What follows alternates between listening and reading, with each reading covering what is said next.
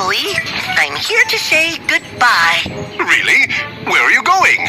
I'm off to travel the world. Whoa, whoa! That sounds like quite the adventure. What are you off to discover? I'm going to find the most delicious nuts from every country. Marvelous idea, but what will be your means of travel? Huh?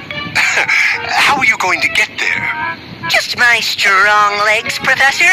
I'm going to walk it. And what happens when you reach the ocean? Duh, I'll just go around. I don't like swimming too much. I don't think you understand, Natalie. Quite a large portion of the world is covered in water. As you can see, there's water between the continents, so you won't be able to go around the world without passing over an ocean. That's a lot of water. It is indeed, and that's only the water we can see. Ah, these should help.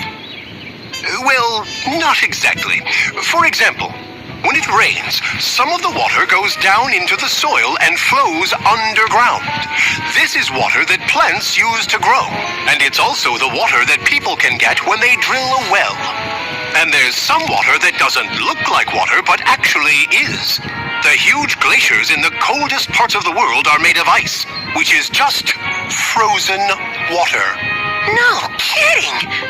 Yes, in fact, there's water all around you right now. Where? I'm not the best swimmer. It's in the air, Natalie. Now you're joking, right, Professor? Air is air, and water is water. Yes, but air contains water. It's a gas called water vapor. The water vapor in the air sometimes turns back into liquid water. That's how we get clouds, rain, and snow. I never knew that. Well, one thing's for sure. I won't get thirsty on my journey with all that water in the oceans. Oh, but Natalie, you can't drink ocean water. Well, how come? Because it's salt water, and we can't drink salt water. What about all the fish and other animals that live there? It's like this. Earth has lots of different water sources, like oceans, seas, rivers, and lakes. Some plants and animals can live very well in salt water, but other plants and animals need fresh water to survive. We squirrels, for example, need fresh water. You know, Professor, all this water stuff is pretty complicated. I think I'd prefer it if we didn't have any water at all. Actually, Natalie, you wouldn't like that one bit. Every living thing, including plants, animals, and people, needs water to survive. It's one of our most important natural resources. Then I guess it's a good thing there's so much of it. Well, in some parts of the world, like the deserts, there isn't. And even where there is more water, we still have to take very good care of it.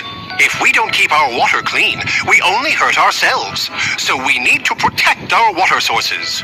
That makes sense.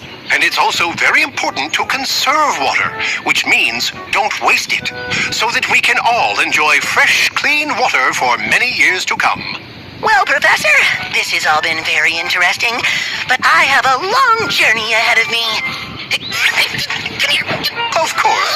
Have a wonderful trip, Natalie. Professor Squirrel? Yes, Natalie? I'm exhausted. Do you think you could spare a glass of water?